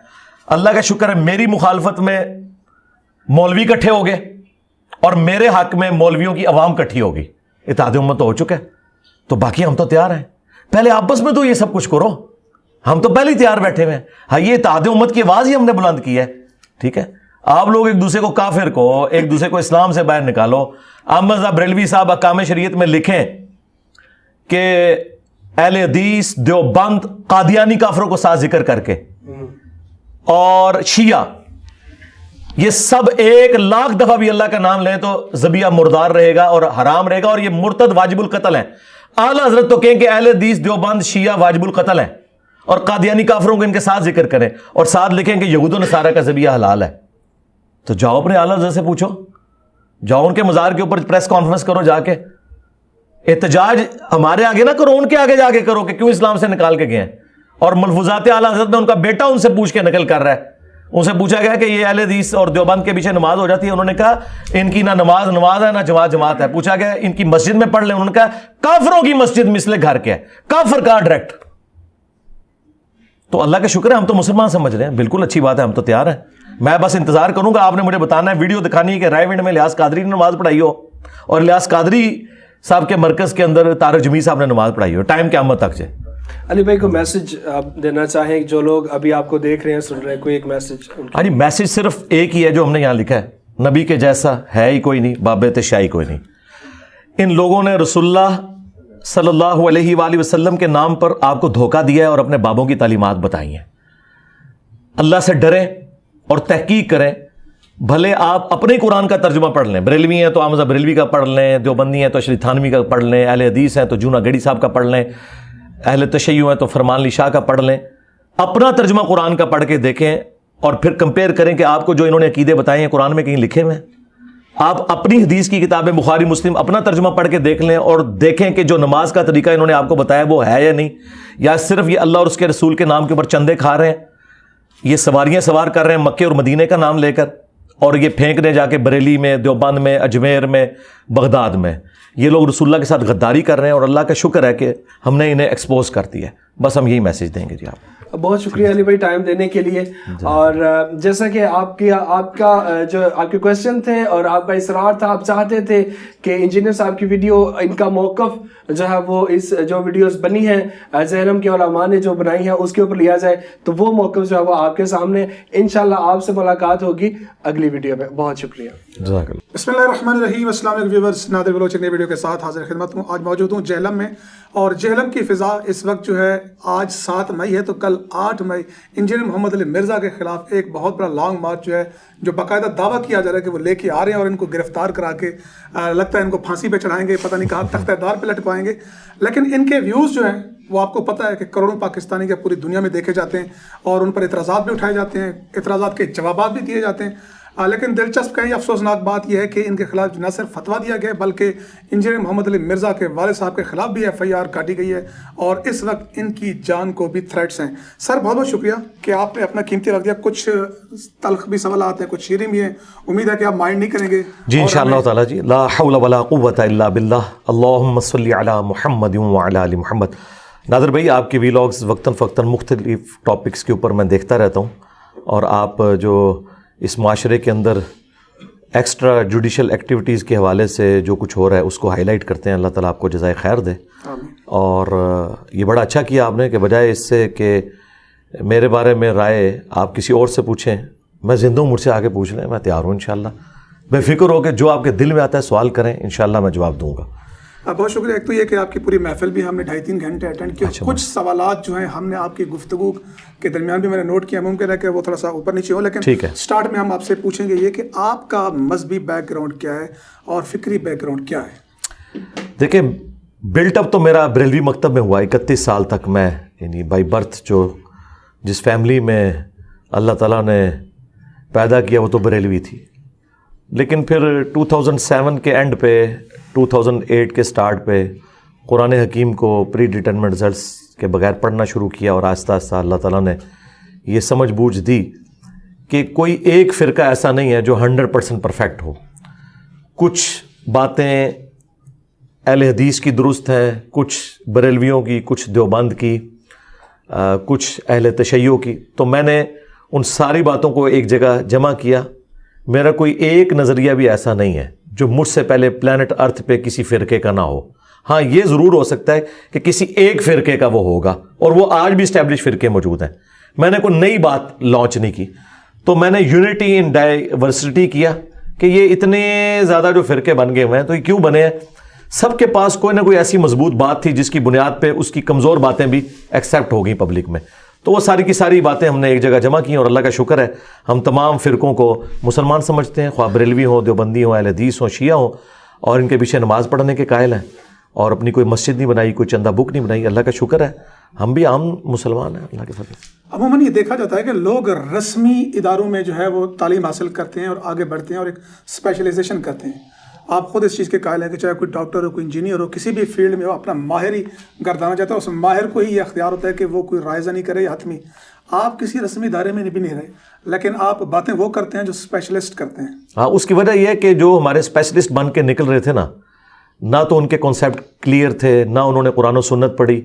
8 سال کے درس نظامی کے کورس میں 7 سال تک فقہ حنفی پڑھائی جاتی ہے, اور آخری سال دور حدیث ہوتا ہے جس میں بس حدیث کا ایک دور ہے گزر جاتا ہے. اسی لیے جب یہ علماء نکلتے ہیں, دیکھیں اہل حدیث جو سب سے زیادہ اپنے آپ کو علمی سمجھتے ہیں نا, ان کی اکثریت ہم سے پہلے جانتی نہیں تھی کہ مسلم شریف میں غدیر خم قرآن اور اہل بیت والی حدیث 4 جگہ پہ آئی ہوئی ہے. ان کو رٹائی گئی وہ حدیث جو ان 6 کتابوں سے بھی باہر تھی, قرآن اور سنت, جو کھینچتان کے حسن درجے تک پہنچتی ہے, اور جو مسلم شریف میں تھی 6225 سے 6228 تک, نہ ان کے بڑوں کو پتا نہ چھوٹوں کو پتا. یہ تو ان کا علمی لیول تھا. باقی ہم جو کچھ بیان کرتے ہیں کوئی فتویٰ نہیں دیتے ہیں, بالکل ہم بتاتے ہیں قرآن میں یہ لکھا ہے, سنت میں یہ لکھا ہوا ہے, یہ ریفرنس ہے, آپ چیک کر لیں جو اس سے رزلٹ نکلتا ہے. فتوے تو انہوں نے دیے ہیں. سنیوں نے شیعہ کو کافر قرار دیا, شیعہ نے سنیوں کو گمراہ قرار دیا, بریلویوں نے دیوبندیوں کو کافر قرار دیا, دیوبندیوں نے بریلویوں کو, اہل حدیثوں کو انہوں نے کافر قرار دیا. فتوے تو یہ دیتے ہیں. ہم تو کہتے ہیں قرآن میں یہ لکھا ہوا ہے اور آپ اپنے فرقے کا ترجمہ پڑھ لو, اگر بات ہماری نکلے تو اب قرآن پہ تم نے عمل کرنا ہے. اب یہ نہیں دیکھنا کہ قرآن کے خلاف اب جو کوئی عالم بات کر رہا ہے ہم نے اس کو لے کے چلنا ہے. اور معذرت کے ساتھ دنیا میں تو یہ ہوتا ہے کہ فزکس کا پروفیسر اگر آپ اسے کتاب سے غلطی بتائیں وہ اپنی اصلاح کرتا ہے, لیکن کوئی مولوی ایسا نہیں کہ آپ اسے قرآن سے اس کے بابے کا ترجمہ دکھا کے اس کی غلطی ہائی لائٹ کریں اور وہ مان جائے کہ میں نے غلط کیا ہے. تو اگر یہ حوصلہ جو ایک فزکس اور کیمسٹری کے پروفیسر میں ہمارے علماء میں ہوتا نا تو وہ ایکسیپٹ کر لیتے. آج تک کسی سائنٹسٹ نے کہا کہ یہ مفتی ممبر پہ چڑھ کے یہ کیوں کہتا ہے کہ چاند گرین اس وقت لگتا ہے جبکہ جو زمین ہے وہ سورج اور چاند کے درمیان آ جاتی ہے, تمہاری تو یہ فیلڈ ہی نہیں ہے. ایسا کبھی نہیں ہوا. آپ ایئر کنڈیشن لگانے کے لیے کوئی ماہر بلائیں اور وہ ٹیڑھا لگا رہا ہو اور مفتی صاحب یہ کہیں کہ یار یہ ٹیڑھا لگ رہا ہے, اس پہ ذرا لیول رکھ کے دیکھ لو, وہ آگے سے کہ تیرے کو ڈگری ہے, ڈگری تو میرے پاس ہے. کبھی ایسا نہیں ہوا. یہ مولویوں نے کیوں یہ زوم اپنا نکال لیا؟ واضح حدیث ہے بخاری میں, بلغوا عنی ولو آیا, پہنچا دو میری طرف سے خواہ ایک آیت ہی آتی ہو. اور آخری بات, آپ کو اگر پرائمری اسکول کا بچہ آ کے کہے کہ سر سورۃ البقرہ کی آیت نمبر 279 میں لکھا ہے کہ جو سود کھاتا ہے اللہ اور اس کے رسول کا اعلان جنگ ہے اس کے خلاف, تو آپ اسے کیا کہیں گے کہ تم پہلے جا کے ڈگری لے کے آؤ یا قرآن کھول کے پڑھیں گے؟ قرآن ہی کھول کے پڑھیں گے. اور قرآن میں وہ نکل بھی ہے تب بھی آپ کہیں چونکہ تیرے پاس ڈگری نہیں مولویوں کی, میں قرآن بھی نہیں مانتا, تو آپ ڈگری سے کیا اسلام سے ہی فارغ ہو جائیں گے. اور ہم چاہتے ہیں کہ یا تم مسلمان بنو یا اسلام سے فارغ ہو جاؤ. اسلام کو ایسے منافقین کی ضرورت نہیں ہے جو اپنے کتابوں کے غدار ہوں. آپ کا لہجہ ایروگینٹ ہے, کیا ہے کہ آپ کے لہجے پر اعتراض کیا جاتا ہے, یا آپ جو تمثیلات دیتے ہیں اس سے ایسا لگتا ہے کہ عام جس سے آپ عشق کرتے ہو جس ہستی کے ساتھ اس سے نسبت ہے چھوکرے کی یا اس طرح کی, آپ نہیں سمجھتے کہ آپ کی علمی یا آپ کے لفظوں کی زمین اتنی بنجر ہے کہ آپ اس سے عالی و عرفہ مثالیں پیش کریں؟ جی ہم نے تو کوئی مثال ہی نہیں دی ہے, ہم نے تو بتایا یہودی کہتے تھے, ٹھیک ہے. اور جب مثال دی جاتی ہے نا تو اس زبان کی لنگوسٹک کو استعمال کیا جاتا ہے, وہ زبان کیا کہہ رہی ہے. پہلے تو میں بریلویوں کو ان کے گھر کا حوالہ دیتا ہوں. ان کے اعلیٰ حضرت نے غزوہ بدر اور احد کے کانٹیکسٹ میں جو صحابہ کرام شروع میں ریلیکٹنٹ تھے ان کے لیے لفظ ترجمے میں استعمال کیا ہے, تم نے نامردی دکھائی. نامرد کسے کہا جاتا ہے؟ ٹرانسجینڈر کو. تو یہ کہیں گے نہیں اعلیٰ حضرت کا کہنے کا مطلب یہ نہیں تھا کہ وہ ٹرانسجینڈر تھے, کہنے کا مطلب تھا کم ہمتی. تو اگر اعلیٰ حضرت جو عاشقوں کا امام بنا ہوا ہے, خود سے انہوں نے بنایا ہوا ہے, وہ یہ کہے کہ نامرد صحابہ کو, تو یہ کیا کہیں گے؟ ٹائم قیامت تک ہے بریلویوں کو مرے زندہ جواب دیں اس بات کا. اعلیٰ حضرت نے سورہ نمل میں جو ایک جن بولا تھا نا کہ میں آپ کی محفل برخاست ہونے سے پہلے وہ تخت لے آؤں گا, اس میں الفاظ تھے افریت, جن میں سے ایک افریت. افریت کہتے ہیں عربی میں دیو ہیکل کو. اعلیٰ حضرت نے پتا کیا ترجمہ کیا؟ ایک خبیث جن بولا. تمہارے اعلیٰ حضرت نے ایک صحابی جن کو خبیث کہا ہے. اس کو اردو نہیں آتی تھی, یو پی کا رہنے والا تھا, میں تو پنجابی ہوں, میں جسٹیفائی کروں گا جو کچھ بولوں گا, میں اسے جسٹیفائی کروں گا اللہ کے فضل سے. اردو لنگوسٹک کے اندر جب آپ مخالفین کے اعتراضات کو ایک جگہ جمع کرتے ہیں تو آپ اس کے لیے محاورے کا سہارا لیتے ہیں. اس طرح کے محاورے قرآن کے اندر بھی موجود ہیں. نبی علیہ السلام بعض اوقات صحابہ کرام کو بات کرتے ہوئے کہتے تھے تیری ماں تجھے روئے. اس کا مطلب پتا ہے کہ تو مر جائے اور تیری ماں پیچھے, لیکن یہ محاورتاً اس کا یہ مطلب نہیں ہے, ٹھیک ہے. یہ اگر یہ کریں گے تو میں قرآن و سنت سے ایسی ایسی باتیں کروں گا کہ پھر وہ ایتھیسٹ میرے کلپ کاٹنا شروع کر دیں گے. منو نہ چھیڑو, میں خطرے ناک ہو جاؤں گا. جو عمران خان نے کیا سی, عمران خان تے ہوئے ہیں نا خطرے ناک, میں خطرے ناک ہو جاؤں گا, منو نہ چھیڑنا. تو قرآن میں آئے وہ کہتے تھے نبی پاگل ہے, مجنون ہے, دیوانہ ہے, شاعر ہے, پریشان خواب آتے ہیں, اس نے ایک اجمی غلام رکھا ہوا ہے جو اسے پڑھاتا ہے, اور سب سے بڑھ کر ہماری ماں سیدہ عائشہ کے اوپر انہوں نے تہمت لگا دی. ان سارے اعتراضات کو میں نے اردو لنگوسٹک کے محاورے میں جمع کیا تھا کہ وہ لوگ نعوذ باللہ یہ کہتے تھے یہودی کہ ہمارے اتنے بڑے بڑے پادری بیٹھے ہوئے ہیں, انہیں نہیں پتا دین کیا ہے, حالانکہ ان کی کتابوں میں پروفیسیز لکھی ہوئی تھی نبی علیہ السلام کی. تو یہ قرآن کی تفسیر میں نے 8 سے 5 سال پہلے بیان کیا تھا. لوگ کہہ رہے ہیں کہ بار بار اس میں بولتا ہے, میں تو بتاؤں گا نا کہ میں نے تو وہ بولا ہی نہیں جو تم کہہ رہے ہو. میں نے کہا تھا یہودی کہتے تھے کہ یہ کل کا چھوکرا آ کے میں سمجھائے گا. اچھا اب یہ کہتے تم نے کہا, میں نے کب کہا, میں نے تو یہودیوں کے ریفرنس سے بات کی. تو انہوں نے اگلی بات کی کہ اس کو ثابت کریں. تو بھائی آپ کا اعتراض پہلے تو ختم ہو گیا, گستاخی تو نہیں ہے. آپ یہ کہیں گے یہ جملہ ثابت کریں, میں نے تو نہیں کہا, میں نے تو بھائی یہ اردو لنگوسٹک میں ساری. اچھا میں پھر نعوذ باللہ ایک ایک گالی جو قرآن میں نقل ہوئی ہے کافروں کی, وہ میں ایک ایک اس کو بیان کروں. مثلا قرآن میں سورۃ المنافقون میں ہے کہ یہودی کہتے تھے کہ جب ہم عزت والے مدینے میں داخل ہوں گے تو یہاں سے ذلیلوں کو نکالیں گے. اللہ کے نبی علیہ السلام اور ان کے صحابہ کو انہوں نے کہا ذلیل. تو جب میں یہ قرآن سے نقل کروں گا تو میں نقل کفر, کفر نہ باشد. اب یہ اللہ کو بھی ٹیچ کریں گے کہ یا اللہ تجھے یہ نہیں کہنا چاہیے تھا, تو قرآن میں تو موجود ہے سورۃ المنافقون کے اندر. تو جب ہم اسے کوٹ کرتے ہیں تو وہ نقل کفر, کفر نہ باشد ہوتا ہے. یہ جو میں نے چھوکرا لفظ استعمال کیا یہ تو ان کے پیر کرم شاہ صاحب کا بھی نکلا ہے. انہوں نے سورہ مریم کی تفسیر میں حضرت ابراہیم کے والد نے جب ان کو ڈانٹا, والد تو نہیں تھے وہ ابا تھے یعنی چچا, اور وہ کافر تھے, تو اس میں پیر کرم شاہ صاحب نے لکھا کہ ان کے ابا نے یہی گمان کیا یہ کل کا چھوکرا آ کے مجھے سمجھائے گا. وہاں لفظ ہے لڑکا. پھر میں نے انہیں اردو کی ڈکشنری سے بتایا چھوکرا نکال کے دیکھو اس کے آگے پہلے نمبر پہ لکھا ہے اس کا مطلب ہوتا ہے لڑکا. لڑکا نکال کے دیکھو اس کے آگے پہلے نمبر پہ لکھا ہوا ہے چھوکرا. یہ انٹرچینجبل ورڈ ہے. اب ان کو پسو پڑ گئے کیونکہ پیر کرم شاہ صاحب تو بہت بڑی پرسنالٹی ہیں, ڈاکٹر طاہر القادری کے استاد ہیں, आला हजरत अहमद बरेलवी साहब के खलीफा नईमुद्दीन मुरादाबादी, जिन्होंने खजाइनुल इरफान कंजुल ईमान पे हाशिया लिखा, उनके वो स्टूडेंट हैं। और मुफ्ती अहमद यार खान नईमी के क्लास फेलो हैं। मुफ्ती अहमद यार नईमी और पीर करम शाह, इन्होंने इकट्ठा 1947 में दौरे हदीस किया हुआ है। अब इनके पास तो कोई रास्ता नहीं रहा। और सबसे बढ़कर आज वाबी और बरेलवी भाई भाई बने हुए ना, तो सरकार खलीलुर रहमान जो सबसे बड़ा फेस है वाबियों का, उसने तो आगे कहा है कि जब कभी भी कोई पैगंबर अपनी उम्मत में गया है तो सामने बाबों ने यही कहा कि हमने दाढ़ियां धूप में सफेद की हैं। ये कल का छोकरा आके में समझाएगा। होना तो चाहिए था 1,24,000 FIR उस पर भी कटवाई जाती। दुनिया में आने वाले हर पैगंबर के साथ उसकी कौम ने जो पहला एतराज किया बुनियादी, वो यही था कि हमारे बाप दादा पागल थे, उन्होंने क्या दाढ़ियां धूप में सफेद की थी? क्या उनको कुछ पता नहीं था? ये कल का छोकरा आकर हमें ये समझाने लगा है दीन। ये कल का छोकरा आकर हमें ये समझाने लगा है दीन। ये कल का छोकरा आकर हमें ये समझाने लगा है दीन। और उसने कोई रुजू नहीं किया, अभी भी नहीं वो करेगा। हमने अपने स्टूडेंट भेजे हैं कि यार चलो, तुम अगर इंजीनियर के हक में नहीं ना बोल सकते, तुम इससे माफी मांग लो कि मुझसे गलती होगी। कहता है कोई गलती नहीं हुई है, मैंने उर्दू लिंग्विस्टिक का मुहावरा बोला है, ठीक है।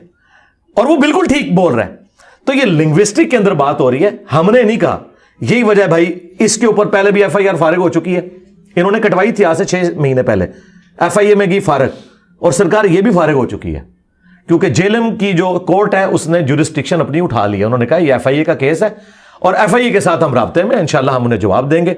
सबसे पहले तो ये जो क्लिप है ना, इनको ओरिजिनल क्लिप ही नहीं मिलते, ये क्लिपड़ियां छोटी छोटी काटी होती हैं। और पूरे कॉन्टेक्स्ट में बात हुई हुई है, जाए गोरे की अदालत में मुकदमा रखें, वो बता देगा आपको कि किस कॉन्टेक्स्ट में क्या बात हो रही है। ये जानबूझ के ना वो अल्फाज के चुनाव को गुस्ताखी समझते हैं। तो वो मैंने इनको फकी दे दी है कि तुम्हारे आला हजरत ने तो साहबा को लिखा है नामर्द, तुम्हारे आला हजरत ने एक साहबी को लिखा खबीस जिन, ठीक है। और ये मेरा क्लिप आ रहा है, ये तैयार है, आला हजरत के तर्जमे की खूबियां और खामियां, मैंने खूबियां भी बताई हैं, लेकिन हमने कभी किसी की तकफीर नहीं की है। तो ये सिर्फ बातें पकड़ते हैं। और मुझे बताएं, क्या ये आर्ट से मुझे एक्सेप्ट नहीं कर रहे हैं? इन्होंने पिछले 13-14 साल में मेरे साथ क्या कुछ नहीं किया। ये तो सोशल मीडिया की वजह से आम हो गया ना। आप कह रहे हैं ये आ जाएंगे, 22 करोड़ की वाम में 19 अप्रैल को 22 बंदा नहीं इकट्ठा हुआ, और वो सारे किराए के लग रहे थे जो आए हुए थे किसी मदरसे के स्टूडेंट, और जेएलएम की 15 लाख से ज्यादा आबादी है, ठीक है। इकट्ठे भी हो जाए हमें कोई फर्क नहीं है। और दूसरी बात मुझे ये बताइए कि ये लोग जो इतने बड़े बड़े दावे कर रहे हैं, आपस में एक दूसरे को काफिर डिक्लेयर किया हुआ है इन्होंने, और आपस में बैठने के लिए इल्मी इख्तिलाफ कर रहे हैं। मेरे साथ भी इल्मी इख्तिलाफ करें, अपना पॉइंट ऑफ व्यू रखें, मैं जवाब दूंगा। ये गुस्ताखी, वाजिबुल कत्ल, ये हरकतें क्यों करते हैं? इससे क्या निकालना है इन्होंने? मेरा तो कुछ नहीं बिगड़ना। इनकी अपनी क्रेडिबिलिटी ये है कि एक दिन पहले ये कह रहे होते हैं आर्मी चीफ को कत्ल कर दो, ठीक है जी, वजीर आजम को कत्ल कर दो, उनके खानसामे उनको जहर दे दें, चीफ जस्टिस को उसका खानसामा जहर, और अगले दिन पर्चा पड़ रहा होता है कि मैं शुगर दा मरीज हाँ, मैं फलाना मजीद हाँ। ओ वजन नहीं चुक सकते, क्यों गला कर दो? इंजीनियर जो बोलता है अल्लाह के फजल से उसका वजन उठाता है, क्योंकि मैं खैरात के टुकड़ों पे नहीं पला हुआ, अपनी जेब से लोगों को खिलाता हूं, तुम्हारी तरह चंदों पे नहीं पला हुआ। तो जिसने आना है वो अपना शौक पूरा करे, वो जाने और इंतजामिया जाने, मेरा क्या लेना देना। मैंने को मलेशिया भर्ती की हुई है, ले आए जितने मर्जी बंदे, इसका मामला पुलिस के साथ है, मेरे साथ तो लेना देना नहीं। मेरा केस FIA में, मैं उनको खुद जवाब दूंगा इंशाल्लाह। 5 लाख रुपए इनाम रखा हुआ है। 5 लाख तो भाई ये मेरी एक जुल्फ की कीमत नहीं बनती। हाँ 5 लाख। ये बताएं कि इंजीनियर मोहम्मद अली मिर्जा 14-15 साल से जो काम करें, कभी उन्होंने रिजू किया हो अपनी बात पे, गलती तस्लीम बेशुमार दफा मुतवज्जे किया हो आपको? और जी बेशुमार दफा उसका एलानिया अभी कोई कहा? बेशुमार दफा मेरी ही वीडियो है इंजीनियर के 5 रुजू, किसी और आलिम ने अपना रुजू कभी रिकॉर्ड नहीं करवाया, ठीक है। लेकिन याद रखिएगा, रुजू गलती पे होगा, जो गलती नहीं है उस पर रुजू करने का मतलब पता क्या है? आप अपने आप को गुस्ताख डिक्लेयर कर रहे हैं। मेरे लिए को मसला है किसी बात के ऊपर रुजू करना? रुजू तब करूंगा जब गलती साबित होगी, वरना अगर आप ये करेंगे तो फिर क्या अल्लाह रुजू रिकॉर्ड कराएगा इस बात के ऊपर कि जब हम इज्जत वाले दाखिल होंगे तो मदीने से इन जलीलों को निकालेंगे? अल्लाह ताला ने जो नबी इस्लाम उनके सहाबा को जलील कहा यहूदियों के रेफरेंस से, तो क्या अल्लाह रुजू रिकॉर्ड करवाएगा? अच्छा ये कहते हैं जी अल्लाह कह सकता है, आप नहीं कह सकते। अस्तगफिरुल्लाह, लानत है तुम्हारे अकीदे के ऊपर। क्या अल्लाह अपने नबी की तौहीन करेगा? होश के नाखून लो, क्या बात कर रहे हो? अल्लाह ने साथ ही कहा कि इज्जत तो अल्लाह उसके रसूल और अहले ईमान के लिए। तो कोई हमें आर नहीं रुजू कर। मैंने रुजू किया, मैं आपको बताता हूं। हमने रुजू سب سے بڑا میرا رجوع ابھی حالیہ ہی ہوا ہے. پہلے میں کہتا تھا مزارات پہ نہ جایا کریں, صرف قبروں پہ جائیں, کیونکہ مسلم میں حدیث ہے قبروں پہ جاؤ تاکہ آخرت کی یاد آئے. اب میں نے رجوع کیا ہے کہ آپ مزاروں پہ بھی جائیں, صرف اعلانیہ وہاں دعا کریں کہ اے اللہ جو ادھر بابا دفن ہے اس کے چھوٹے بڑے اگلے پچھلے جو یہ چھپ کے کرتا رہا جو سب کے سامنے کرتا رہا وہ گناہ معاف کر دے. اے اللہ اس بزرگ کی قبر میں کیڑے نہ پڑیں, اے اللہ اس کے اوپر گنجا سام مسلط نہ ہو. ٹھیک ہے, یہ ساری دعائیں کریں, داتا دربار پہ کریں, سلطان بہو کے مزار پہ کریں, اجمیر پہ کریں. میری طرف سے اجازت ہے جائیں مزار کے اوپر. میں پہلے منع کرتا تھا, میں نے رجوع کر لیا.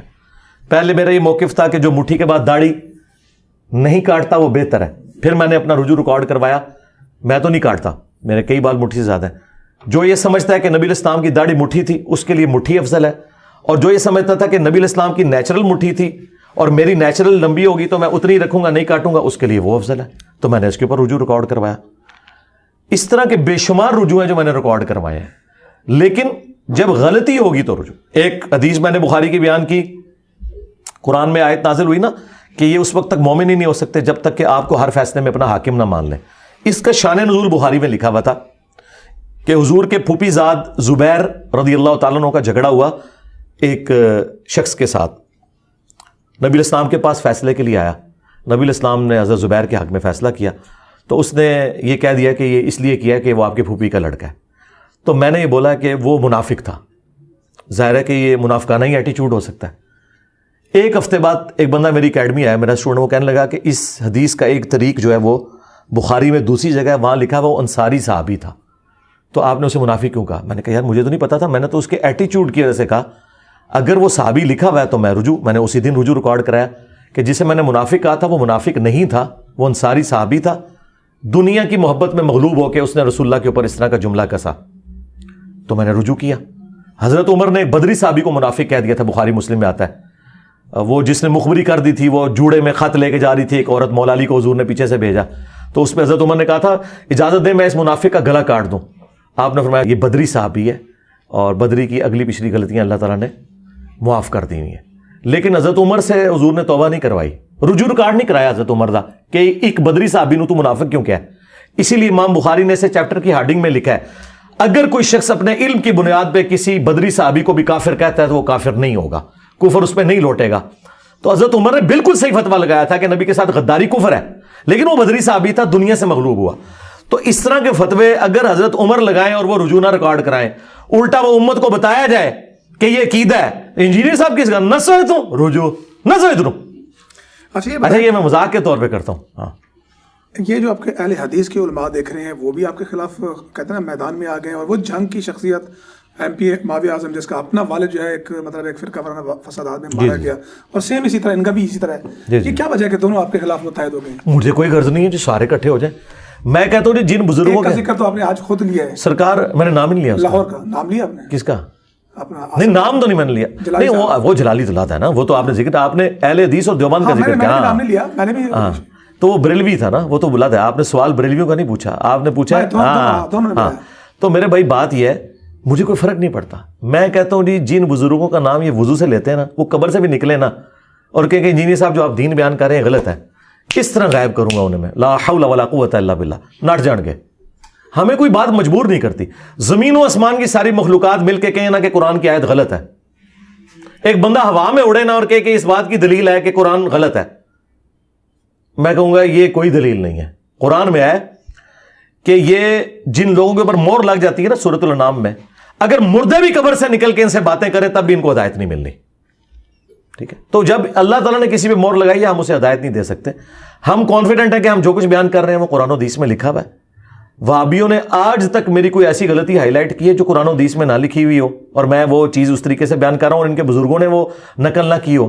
یہ صرف یہ کہتے ہیں کہ آپ کہتے کیوں ہیں, اسے کتابوں میں رہنے دو. آج تک کسی نے یہ نہیں کہا جو آپ بیان کر رہے ہو یہ آپ غلط بیان کر رہے ہو, ان کو پتہ لکھا ہوا ہے. اب بخاری میں اگر 2812 لکھی ہوئی ہے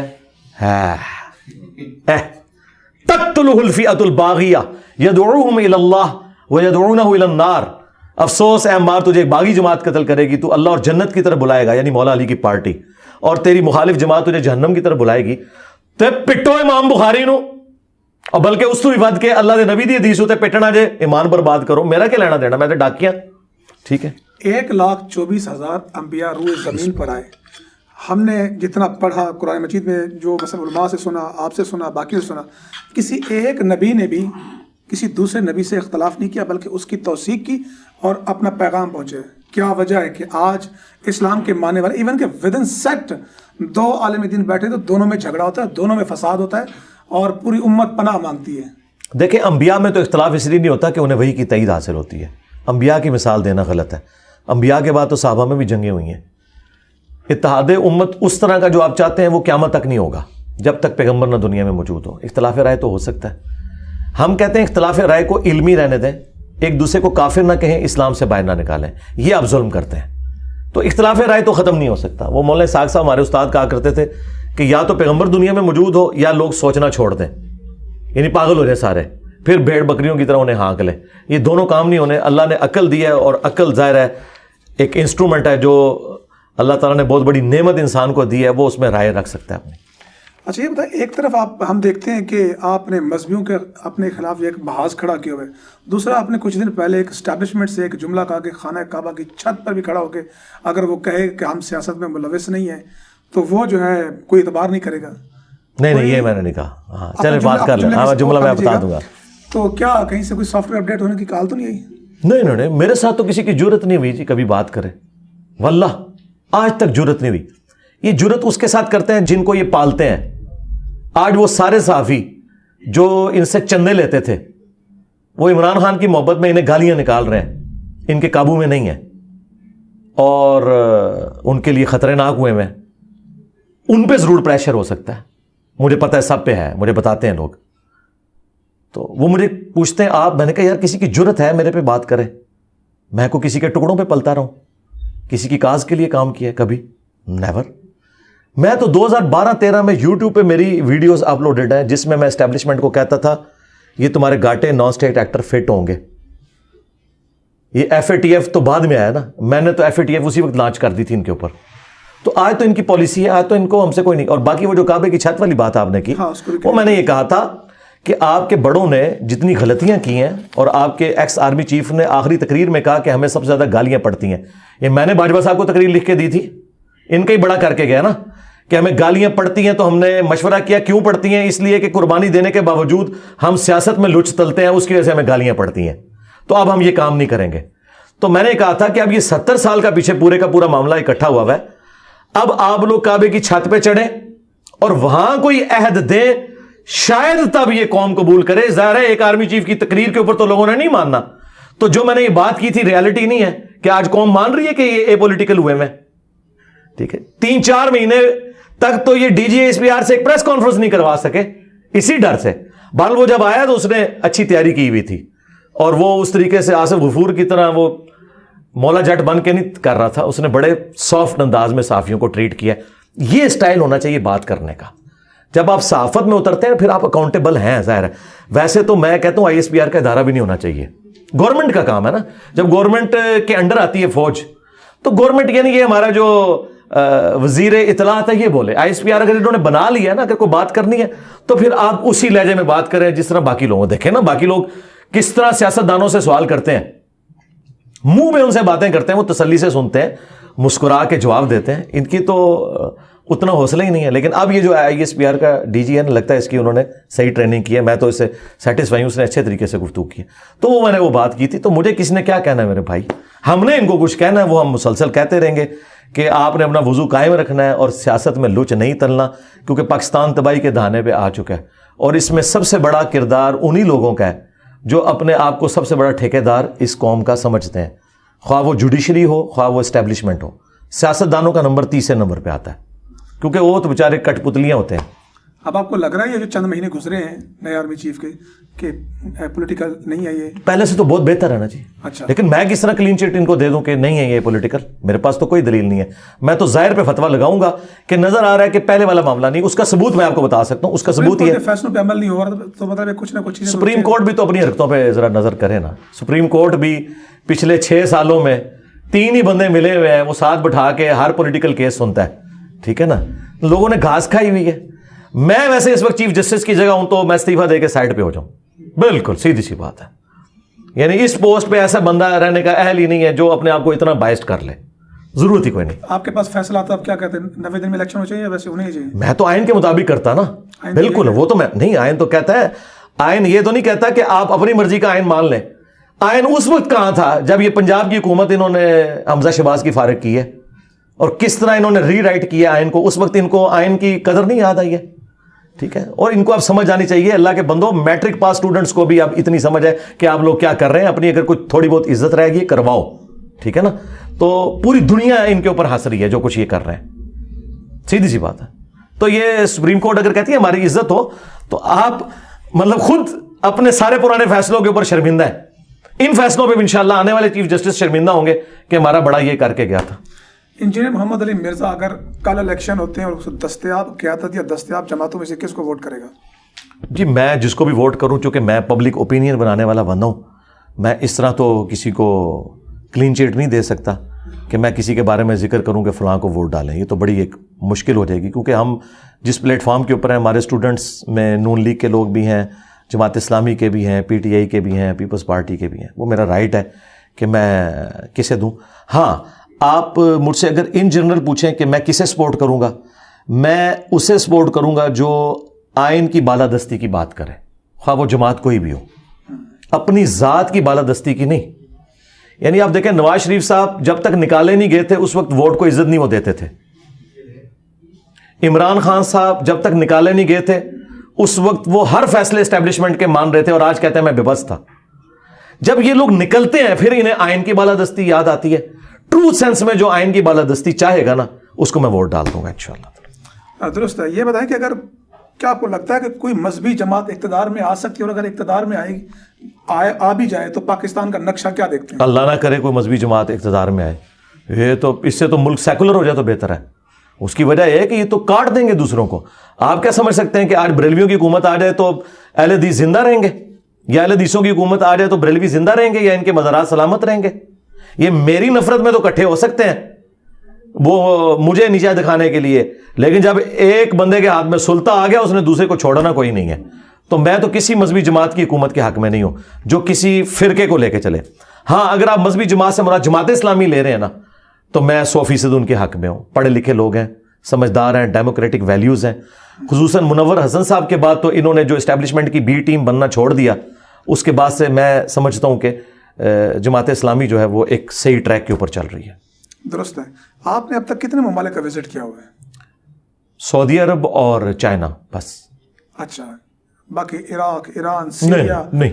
حالانکہ میرے پاس موقع تھا, لیکن میں اپنی مصروفیات کی وجہ, چونکہ میری جاب بھی آپ کو پتا ایک ایسے سینسٹیو ادارے میں تھی, اور اب تو خیر وہ میں ریٹائرمنٹ لے چکا ہوں. 3 سال تک کی بندی ہوتی ہے, 3 سے زیادہ ہو چکے ہیں. اب میں ویسے ہی کوئی شوق ایسا رکھتا نہیں ہوں. بہر جو کچھ دیکھنا ہوتا ہے ہم یوٹیوب کے اوپر وہ ویلاگز لگا کے دیکھ لیتے ہیں. ابھی وہ ہمارے کراچی کے مفتی صاحب ہیں بریلویوں کے, مفتی فضل ہمدرد صاحب, وہ گئے ہوئے تھے عراق زیارتوں پہ, تو ہم نے ان کے ویلاگز دیکھ کے ایک ایک چیز دیکھ لی ہے. میرے لیے کافی سفیشینٹ ہے. باقی نماز میں تو ہم پڑھتے ہیں اللہم صلی علی محمد وعلی آل محمد, سلام ہمارا پہنچ رہے. یعنی پہنچ جانے کی خواہش نہیں ابھی؟ ظاہر ہے کہ اب سیکورٹی ایشوز ہیں اس کی وجہ سے. اچھا, خواہش کا معاملہ ہے, سیکورٹی ایشوز ہیں. حالانکہ مجھے یعنی ایران عراق کی طرف سے لوگ آئے بھی ہیں وہاں سے, ان کے گورنمنٹ لیول کے لوگ بھی, تو میں نے انہیں بھی ریفیوز کیا تھا. درست ہے. قرآن مجید کے بارے میں کہا جاتا ہے کہ ہر خشک و تر کا ذکر ہے. جب مختلف مذاہب کی بات کرتے ہیں تو ہمیں 3 سے 4 یا اس سے زیادہ 2 ملا لیں مذاہب کا ذکر ملتا ہے. کیا وجہ ہے کہ بدھ مت, ہندو مت, جن کی خود اپنی ایک تاریخ ہزاروں سال ہے, ان کا ذکر نہیں ہے؟ اور کیا صرف یہ مشرق وسطیٰ اور چند یہ جو قریب کے ممالک ہیں وہیں تک یہ انبیاء آئے, اور باقی اس امت کو جس طرح چین میں ایک بڑی ایک آبادی جو آج تو 1.5 ارب سے بھی زیادہ ہے, اسی طرح انڈیا, یہاں پہ کیوں نہیں آئے انبیاء؟ آئے ہر جگہ. وَإِن مِّن أُمَّةٍ إِلَّا خَلَا فِيهَا نَذِيرٌ, کوئی امت ایسی نہیں گزری جس میں کوئی ڈر سنانے والا نہ آیا ہو. یہ تو واضح آیت ہے قرآن کی. اب رہ گیا کہ ہمارے علم میں تو قرآن میں ہے کہ ہم نے چند انبیاء کا ذکر آپ سے کر دیا, اکثر کا نہیں کیا. قرآن میں صرف 25 انبیاء کے نام آئے ہیں. مسند احمد میں حدیث ہے 1,24,000 پیغمبر ہیں, ان میں سے 315 رسول ہیں. تو 315 جو رسول ہیں نا, ان کا بھی ذکر قرآن میں نہیں آیا. ٹوٹل 25 انبیاء کا ہے. تو قرآن کب کہہ رہا ہے کہ ہم نے تمام انبیاء کا ذکر کیا؟ یہ جو ہر خشک و تر ہے نا, یہ اللہ نے اپنے علم کی بات کی ہے سورۃ الانعام میں, کہ زمین کی گہرائیوں میں کوئی دانہ نہیں پھوٹتا اور نہ کوئی پتا گرتا ہے خشکی میں نہ تری میں مگر اللہ کے علم میں. یہ ہے بات, قرآن میں نہیں. وہ جو بڑی ہارڈ ڈسک ہے نا جس میں ہر چیز لکھی ہے وہ قرآن نہیں ہے, وہ لوح محفوظ ہے. ایون قرآن بھی اس کا ایک حصہ ہے. بل ہوا قرآن مجید فی لوح محفوظ. لوح محفوظ اللہ کی بڑی ہارڈ ڈسک ہے جس میں سے قرآن بھی نازل ہوا, تورات بھی, زبور بھی, انجیل بھی, یہ سارا نالج اس میں ہے. رہ گیا قرآن, تو قرآن ڈاکٹرن میں تمام پیغمبروں کا ذکر کرتا ہے, ان کی تعلیمات کا, اور تمام مذاہب کا بھی ذکر ہے. دیکھیں دنیا میں جو بڑے بڑے اگر مذاہب ہیں آپ ان کو لسٹ ڈاؤن کریں تو ایک خدا کا کانسیپٹ تو سب میں ہے نا, چاہے وہ جیوز ہوں, کرسچنز ہوں, مسلمز ہوں, تو اس کا بھی ذکر قرآن میں موجود. دوسرا جو یہ بت پرستی کا مذہب ہے, بتوں کی پرستش, اس حوالے سے بھی ڈسکشن موجود ہے.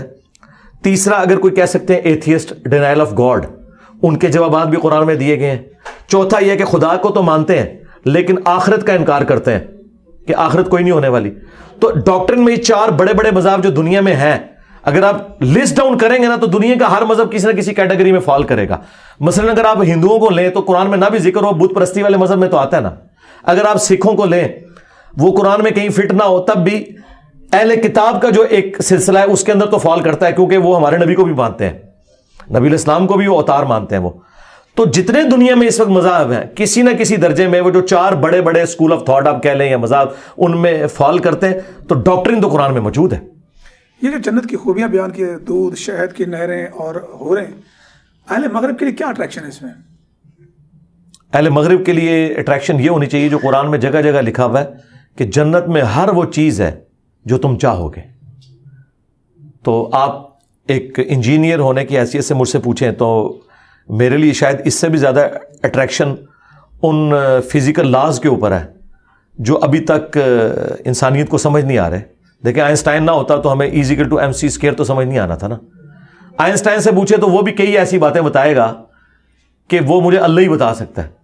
تو ہم کب کہہ رہے ہیں کہ صرف دودھ, شہد اور اس کے اوپر ہی آنا ہے؟ قرآن بار بار کہہ رہا ہے ہر وہ چیز ہے جو تم چاہو گے. جو دنیا میں آپ کی خواہش پوری نہیں ہوئی وہ اللہ تعالیٰ جنت میں پوری کر دے گا. ایک سائنٹسٹ کے لیے, ایک میتھمیٹیشین کے لیے جو left hand side = right hand side آ جاتا ہے نا 4 صفوں کی کیلکولیشن کر کے, اس میں وہ ٹیسٹ آتا ہے جو شاید کسی شرابیے کو شراب پینے میں بھی نہ آتا ہو, تو اس کے لیے وہاں پہ وہ ٹیسٹ موجود ہوگا. ہر چیز ہے جو آپ چاہیں گے. درست ہے. یہ جو اللہ کے احکامات پر عمل درآمد کرانے کے لیے جہنم کا خوف, سانپ, بچھو اور یہ کڑائی میں ڈال دیے جاؤ گے, جی جی جی, کیا اللہ کے احکامات کی حقانیت واضح کرنے کچھ اور نہیں ہے ہمارے پاس؟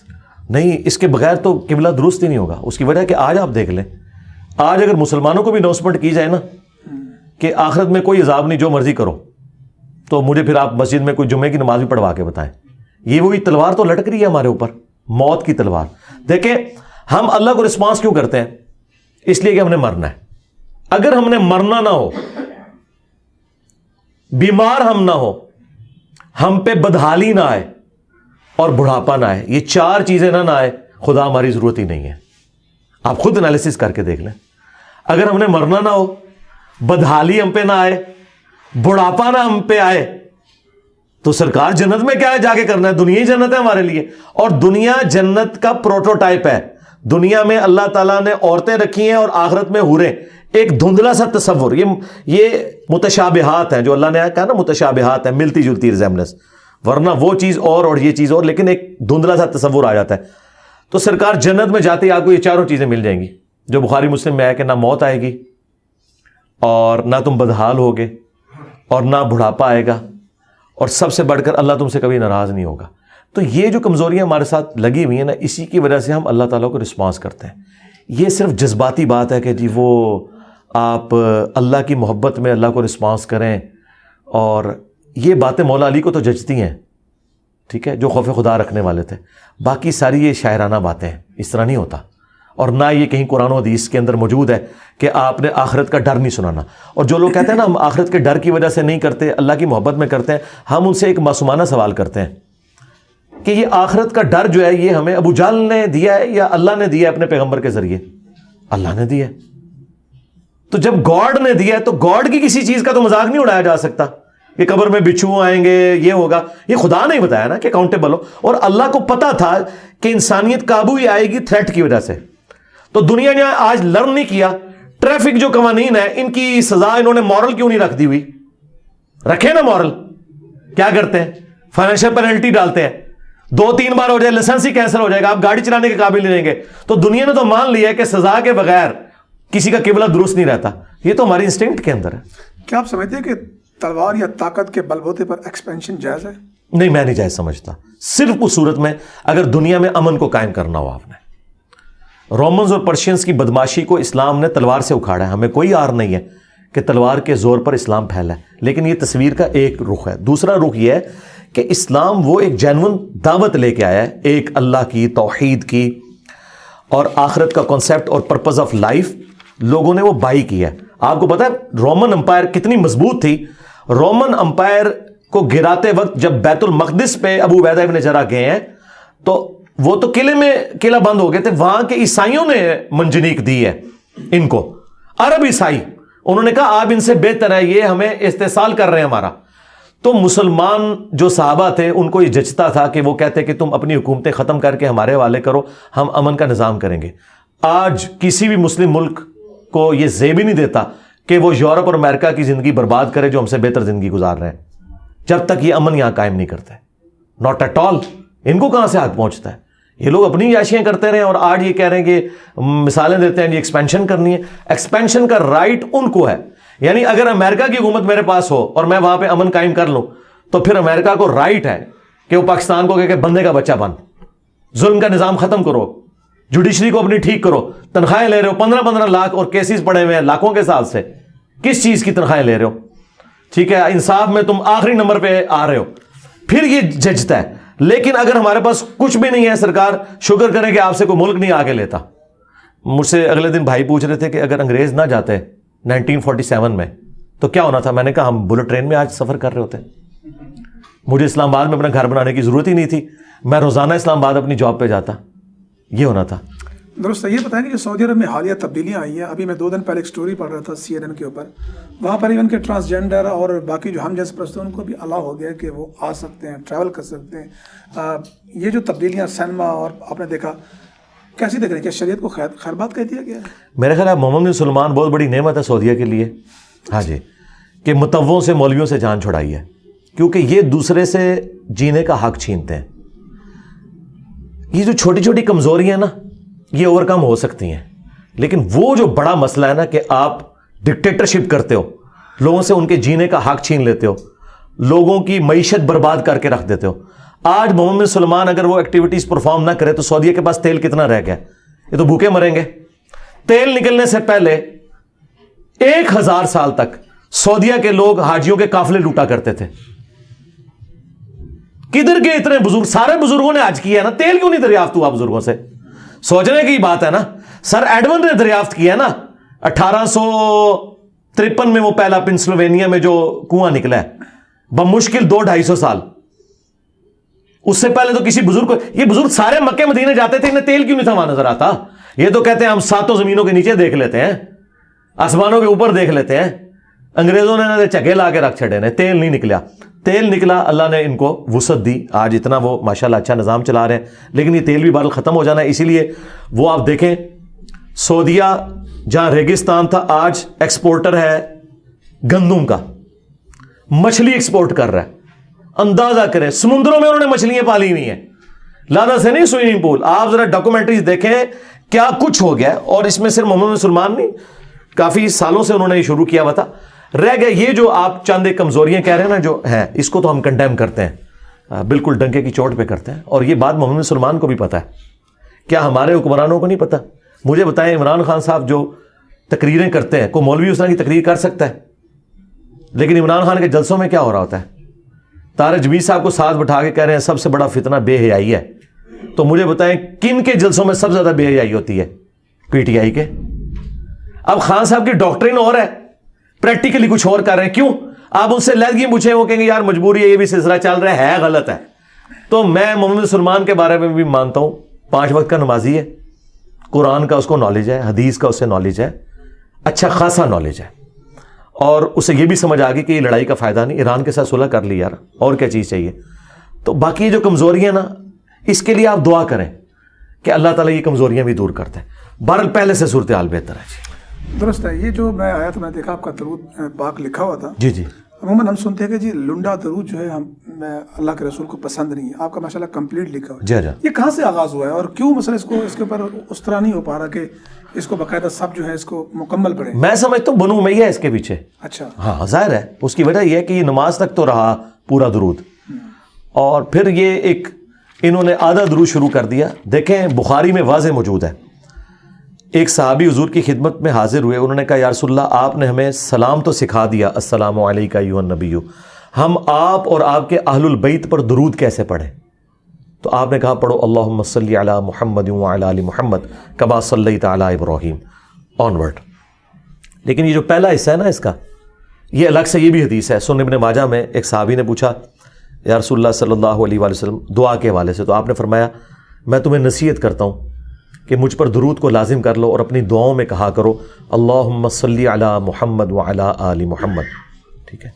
یہ جو درود شریف ہے سنن ابن ماجہ میں, سنن نسائی میں, یہ نبی علیہ السلام نے خود تعلیم فرمایا ہے. اتنا حصہ بھی, پورا درود ابراہیمی بھی اتنا بھی. تو بس وہ آل محمد سے چونکہ ان کو چڑ تھی, انہوں نے کہا ہم نکال دیں آل محمد کو بیچ میں سے. باقی نماز میں تو سارے ہی پڑھتے ہیں جی اللہم صلی علی محمد وعلی آل محمد, اس لیے ہم نے یہ جان بوجھ کے یہاں پورا درود لکھ کے لگایا ہوا ہے. یہ جو عمران خان میں کے دور میں نصاب ایک نصاب اور ایک قوم کے حوالے سے, اور پھر ہم نے دیکھا کہ رسول اللہ صلی اللہ علیہ وسلم کا جہاں بھی نام آیا ہے وہاں پر درود, اور پھر درود کو بھی آگے بھی اضافہ کیا گیا ہے, جو پہلے کم سے کم ہمارے دور میں آج تک ہم کیا اضافہ کیا انہوں نے؟ صلی اللہ علیہ وسلم وآلہ واصحابہ, ہر نہیں اتنا لمبا کرنے کی ضرورت نہیں ہے. صلی اللہ علیہ وآلہ وسلم پہلے سواد بھی لکھا جاتا تھا تو اس کو کنسیڈر کیا, نہیں وہ تو غلط ہے. اب ہر جگہ یعنی کہ ایک مسلم ممالک میں, ایک ملک میں, ابھی کے پی کے میں یہ ہوا ہے کہ وکلاء جو ہیں, جو بھی وکیل بنے گا اس کو لائسنس کے لیے پہلے اپنا بیان حلفی دینا پڑے گا کہ میں مسلمان ہوں, میں قادیانی نہیں ہوں. کیسے دیکھتے ہیں اس کو؟ نہیں تو قادیانیوں سے آپ نے دنیا میں زندہ رہنے کا حق لے لینا, یہ کون سا دین ہے؟ قادیانیوں کو ہم نے کافر ڈکلیئر کر دیا نا. تو اگر اس ملک میں ہندو رہ سکتے ہیں کافر ہوتے ہوئے, کرسچنز رہ سکتے ہیں کافر ہوتے ہوئے, سکھ رہ سکتے ہیں, اور ان کو آپ گردوارے بنا کے دے سکتے ہیں 8-8 ارب روپے کے پاکستانیوں کے ٹیکسوں کے پیسوں سے, قادیانیوں کو زندہ رہنے کا کوئی حق نہیں ہے. کافر ڈکلیئر کر دیا, دیٹس اینف. انہیں بھی زندہ رہنے کا حق دیں. انہوں نے نوکریاں نہیں کرنی. کیا قادیانیوں کی جو فیکٹری ہیں ان کے اندر مسلمان نہیں جاب کر رہے ہیں؟ یہ کس ملک کے اندر آپ رہ رہے ہیں؟ کیا پاکستان کے جھنڈے میں وائٹ جو پورشن ہے وہ کافروں کے لیے نہیں ہے؟ یہ کون سا انہوں نے, کیا اللہ تعالیٰ نے حق نہیں دیا ہوا کہ کافر بھی دنیا میں رہیں؟ آخرت کا معاملہ وہ اللہ نے دیکھنا ہے. دنیا میں سب کو رائٹ ہونا چاہیے. میرا خیال ہے کہ یہ تو بڑی عجیب بات ہے اگر وہ کہہ رہے ہیں کہ جی وکالت کے لیے اس چیز کی ضرورت ہے. وکالت کے لیے پنجاب میں پرویز علیہ صاحب نے نکاح کے فارم پر بھی ماشاء اللہ وہاں پر اب ڈکلیئر کریں. نہیں, اندازہ کریں اب اگر ایک قادیانی نے نکاح کرنا ہے تو وہ کیسے نکاح کرے گا؟ وہ نکاح ہی نہیں کر سکتا. ایک سوال ہے نا, وہ نکاح نہیں کر سکتا. تو میرا خیال ہے اب اس طرح اب کر کے نا, میرے خیال ہے ختم نبوت کی کاز کو یہ لوگ نقصان پہنچا رہے ہیں. اتنا اس کا ڈنڈورا پیٹ رہے ہیں کہ انہیں اپنی کمزوری کا احساس ہونا شروع ہو گیا. خوف کیا ہے ویسے؟ خوف جہالت ہے. اور کیا ہے سب سے بڑی اس میں جو ہے نا ان کی فائنانس اٹیچ ہے. ختم نبوت کے نام پہ چندہ بہت ملتا ہے, بہت چندہ ملتا ہے. ختم نبوت کو خطرہ ہے. اگر یہ مخلص ہوتے تو چشتی رسول اللہ, اشری رسول اللہ کے بھی خلاف بولتے. کبھی دیکھا ہے عالمی مجلس سے ختم نبوت کو میں نے چیلنج دیا ہوا ہے, کبھی بولو اشری رسول اللہ کے اوپر, نہیں بولیں گے. گاڑیاں انہوں نے اکٹھی کی ہوئی ہیں, چندے انہوں نے اکٹھے کیے ہوئے. تحریک لبیک کو میں نے کہا میں ٹی ایل پی کو مور لگاؤں گا, میرے لاکھوں سٹوڈنٹ بلکہ ملینز آف سٹوڈنٹ مور لگائیں گے. تم گستاخانہ باتوں سے لانے برات کرو اور چشتی رسول اللہ, اشری رسول اللہ کے اوپر ویڈیوز ریکارڈ کراؤ اور اسے کنڈیم کرو. میں تمہارے ساتھ ہوں. رکاوٹ کیا ہے؟ کیوں ایسا نہیں؟ رکاوٹ اس لیے ہے کہ بھائی اپنے بابے فارغ ہو رہے ہیں نا. ہاں, چشتی رسول اللہ کا یہ تو کہتے ہیں 90 لاکھ کلمہ پڑھایا ہے, انہوں کلمہ سے نکل آیا. چشتی رسول اللہ اور محمد رسول اللہ سے نکلے ہی نہیں. پھر اس سے بڑی بات ان کو ماننا پڑے گا انجینئر ہمارا مجدد ہے جس نے بتایا, ساڑھے بزرگوں کو تو پتہ ہی نہیں لگا. یہ وجہ ہے. اچھا, اکثر جتنے بھی لوگ ہم سے بات کرتے ہیں جی یہ جو قادیانی ہے یہ اپنے آپ کو پہلے کافر تسلیم کریں پھر شہری حقوق کی بات کریں, جو آپ بات کر رہے تھے, یہ مطالبہ جائز سمجھتے ہیں آپ؟ مجھے یہ بتائیں کیا بریلویوں کے کہنے پہ دیوبندیوں نے اپنے آپ کو کافر تسلیم کر لیا؟ بریلوی تو کہتے ہیں وہ کافر ہے, اعلیٰ حضرت نے لکھا ہے کہ اہل حدیث بھی کافر ہے اور یہ بھی کافر ہے. اعلیٰ حضرت کسے کہتے ہیں؟ احکام شریعت احمد بریلوی صاحب. اچھا, ہاں, انہوں نے لکھا ہے یہ کافر ہے. تو کیا انہوں نے تسلیم کر لیا؟ چھوڑیں, گورنمنٹ کا ایک فیصلہ ہو گیا نا, آئین کو فالو کر رہے ہیں نا وہ. اب وہ دوسرے درجے کیا 10ویں درجے کے شہریوں کی زندگی گزار رہے ہیں.